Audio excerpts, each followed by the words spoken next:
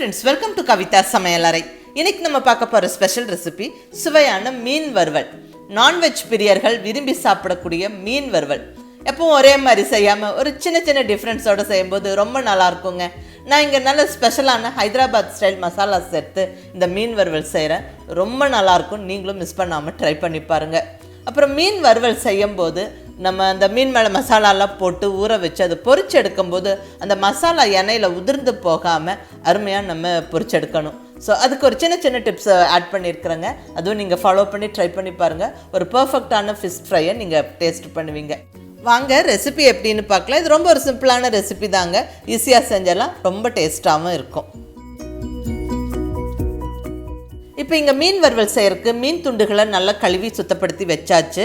நான் இங்கே எடுத்துருக்கிறது salmon variety மீன். இது இந்தியன் சால்மன், ரொம்ப நல்லா டேஸ்ட்டாக இருக்கும். நடுவில் ஒரே ஒரு முள் இருக்கும், வஞ்சரம் மீன் மாதிரி. குழந்தைங்கள்லாம் விரும்பி சாப்பிடுவாங்க. இதில் கிரில்டு ஃபிஷ்ஷு, தந்தூரி ஃபிஷ்ஷு, இந்த மாதிரி மீன் வறுவல், சில்லி ஃபிஷ் இதெல்லாம் செய்கிறதுக்கு ரொம்ப நல்லாயிருக்கும். மீன் குழம்புக்கும் இந்த வெரைட்டி ரொம்ப நல்லாயிருக்குங்க. இங்கே நான் எடுத்துருக்கிறது 1 கிலோ மீன். இப்போ நம்ம மசாலா செய்ய ஸ்டார்ட் பண்ணிடலாம். இங்கே தேவையான பொருட்களெல்லாம் எடுத்து வச்சுருக்கிறேன். இப்போ மிக்ஸி ஜாரில் ஒவ்வொன்றா சேர்த்துடலாம். ஃபஸ்ட்டு ஒரு 10 to 12 பல் பூண்டு மிக்ஸி ஜாரில் சேர்த்துக்கிறேன். அடுத்தது ஒரு 2 இன்ச்சு சைஸ் இஞ்சியை நல்லா அந்த தோலெல்லாம் சீவிட்டு சின்ன சின்ன பீசஸாக கட் பண்ணி போட்டாச்சு. கூடவே 1 டீஸ்பூன் சீரகம், 1 டீஸ்பூன் சோம்பு, அடுத்ததாக ஒரு 2 கொத்து ஃப்ரெஷ்ஷான கருவேப்பிலை. இதெல்லாம் சேர்க்கும்போது வாசனையும் டேஸ்ட்டும் நல்லா இன்ட்ரெஸ்டிங்காக இருக்குங்க. கூடவே கொஞ்சம் கொத்தமல்லி இலையும் போட்டு விட்டுறலாம். அடுத்தது ஒரு அரை எலுமிச்சம்பழத்தை பிழிஞ்சு விட்டுறலாங்க. அந்த ஒரு சின்ன புளிப்பு டேஸ்ட்டு ரொம்ப நல்லாயிருக்கும். நல்லா ஒரு பெரிய சைஸ் எலுமிச்சம்பழத்தில் ஒரு அரை எலுமிச்சம்பழம் பிழிஞ்சிருக்கிறேன். இப்போ இதை தண்ணி விடாமல் அரைச்சிக்கலாம். அந்த இஞ்சி பூண்டு அந்த எலுமிச்சம்பழ சார்லேயே நல்லா அரைப்பட்டுரும். பாருங்கள், நல்லா இந்த மாதிரி ஃபைன் பேஸ்ட்டாக அரைச்சிக்கணும். So masala paste ready. இது போக நம்ம காரத்துக்கு மிளகாய் பொடியெல்லாம் சேர்க்க போகிறோம். இப்போ இந்த அரைச்ச மசாலாவை அந்த மீன் மேலே போட்டு விட்டுறலாம். கம்ப்ளீட்டாக அந்த அரைச்ச மசாலாவை மீன் மேலே சேர்த்தாச்சு. அரை டீஸ்பூன் மஞ்சள் பொடி, ஒரு 2 டேபிள் ஸ்பூன் அளவுக்கு நல்ல காரமான மிளகாய் பொடி, கூடவே தேவையான அளவு உப்பு. அடுத்தது அரிசி மாவு ஒரு 2 டேபிள் ஸ்பூன் அளவுக்கு சேர்த்துக்கிறேன். இந்த அரிசி மாவு சேர்க்கும்போது நம்ம சேர்த்த மசாலாலாம் நல்லா அந்த மீன் மேலே நல்லா பைண்ட் ஆகும். நல்ல மொறுன்னு வரும் நம்ம மீன் வறுத்தெடுக்கும் போது.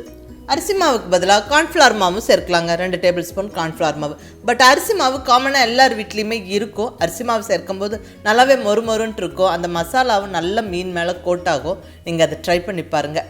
நல்ல ஈவனாக மசாலாவை நல்ல எல்லா துண்டுகள் மேலேயும் நல்ல ஈவனாக கலந்து விடுங்க. நல்லா அந்த மசாலாவை இப்படி எடுத்து நல்லா தடவி விட்டு நல்லா கொஞ்சம் நேரம் ஊற வச்சிடணுங்க. கண்டிப்பாக ஒரு அரை மணி நேரம்னாலும் மீன் மேலே மசாலா ஊறணும். அதுவும் மசாலா போட்டு கொஞ்சம் நேரம் ஃப்ரிட்ஜில் நம்ம வச்சுட்டு அதுக்கப்புறம் எடுத்து சுடும் போதும் மீன் மசாலா உதிராது, பர்ஃபெக்டாக ஃப்ரை ஆகி வருங்க. அதை நீங்கள் ட்ரை பண்ணி பாருங்கள். இப்போ மசாலாலாம் போட்டாச்சு. ஒரு அரை மணி நேரம் ஊற வச்சுட்டேன். அரை மணி நேரம் கழித்து இங்கே கடாயில் பொரிக்கிறதுக்கு தேவையான அளவு எண்ணெய் விட்டு நல்லா சூடு பண்ணியாச்சு. எண்ணெய் நல்லா சூடானதுக்கப்புறம் ஸ்டவ்வை மீடியம் ஃப்ளேமில் வச்சுக்கிட்டு நல்ல மசாலா போட்டு ஊற வச்சுருக்கிற மீன் துண்டுகளை ஒவ்வொன்றா உள்ளே சேர்த்துடலாம். ஸ்டவ்வை மீடியம் ஃப்ளேமில் வச்சுக்கோங்க. பொறுமையாக பொரிஞ்சு வரட்டும்.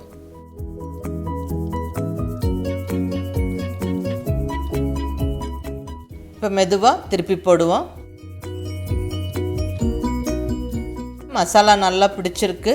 மீன் உடையாமல் திருப்ப வருது.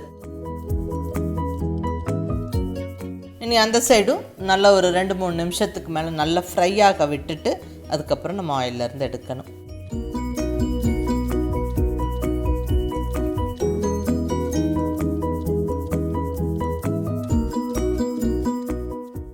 பாருங்கள், நல்லா ஃப்ரை ஆகிடுச்சு.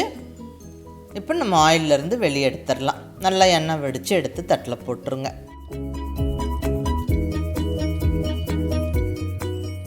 பாருங்கள், மீன் நல்லா உடையாமல் அழகாக மசாலா பிடிச்சி ஃப்ரை ஆகிருக்கு. அந்த மசாலா எண்ணெயில் இல்லை பாருங்கள். நல்லா எண்ணெயில் உதிர்ந்து போகாமல் எண்ணெய் கிளியராக இருக்குது. எண்ணெய் கொஞ்சம் கலராக இருக்குது. பட் மசாலா உதிரில் பாருங்கள், பர்ஃபெக்டாக வந்திருக்கு. நல்லா உடையாமல் மசாலா உதிராமல் பர்ஃபெக்டாக மீன் வறுவல் செஞ்சாச்சு. இப்போ அடுத்த பேட்சும் நம்ம இதே மாதிரி அழகாக போட்டு எடுத்துடலாம். நல்ல சூடான எண்ணெயில் மசாலாவில் ஊறின மீன் துண்டுகளை பொறுமையாக அடுக்கி விடுங்க. ஸ்டவ் அதுக்கப்புறம் மீடியம் ஃப்ளேமில் வச்சுக்கிட்டு பொறுமையாக ஃப்ரை பண்ணி எடுங்க. நம்ம இதை தவா ஃப்ரையும் பண்ணி எடுக்கலாம், தோசைக்கல்லையும் போட்டு எடுக்கலாம். அதுவும் மசாலா உதிராமல் சூப்பராக வறுத்தெடுத்துடலாங்க. பொறுமையாக திருப்பி போட்டு வறுத்தெடுங்க. அவ்வளோதாங்க, அருமையான சுவையான மீன் வறுவல் ஜம்முன்னு ரெடி ஆயிடுச்சு. இதே மாதிரி நீங்கள் மசாலா அரைச்சி செஞ்சு பாருங்கள், ரொம்ப நல்லா டேஸ்ட்டாக இருக்கும். மீன் மேலே நல்ல மசாலா பிடிச்சி உடையாமல் உதிராமல் அழகாக செஞ்சு எடுத்துடலாம். ரொம்ப ஒரு இன்ட்ரெஸ்டிங்கான ரெசிபி இது. எப்பவும் ஒரே மாதிரி மசாலா போடாமல் இந்த மாதிரி இஞ்சி பூண்டோட அந்த கருவேப்பிலை, கொத்தமல்லி இலை, கொஞ்சம் ஸ்பைசஸ் எல்லாம் சேர்த்து அரைச்சி அதுக்கப்புறம் மிளகாத்தூளெல்லாம் போட்டு அது மேரினேட் பண்ணி கொஞ்சம் நேரம் ஊற வச்சு நீங்கள் ட்ரை பண்ணி பாருங்கள். டேஸ்ட் அட்டகாசமாக இருக்கும். இந்த மாதிரி வறுத்த மீன் மேலே பொரிச்ச கருவேப்பிலை, பச்சை வெங்காயம், எலும்பிச்சம்பழம் பிழிஞ்சு விட்டு சாப்பிட்டா இன்ட்ரெஸ்டிங்கான டேஸ்ட்டோடவும் இருக்கும். மிஸ் பண்ணாமல் அதுவும் ட்ரை பண்ணி பாருங்கள். இந்த ரெசிபி உங்களுக்கு பிடிச்சிருக்குன்னு நம்புகிறேன். மிஸ் பண்ணாமல் இந்த ரெசிபியை செஞ்சு பார்த்துட்டு உங்கள் ஃபீட்பேக் சொல்லுங்கள். பிடிச்சிருந்தால் லைக் பண்ணி, ஷேர் பண்ணி, கமெண்ட் பண்ணுங்கள். கவிதா சமையலறை சப்ஸ்கிரைப் பண்ணி என்னுடைய மற்ற ரெசிபிஸும் வீடியோஸும் பாருங்கள். தேங்க்யூ.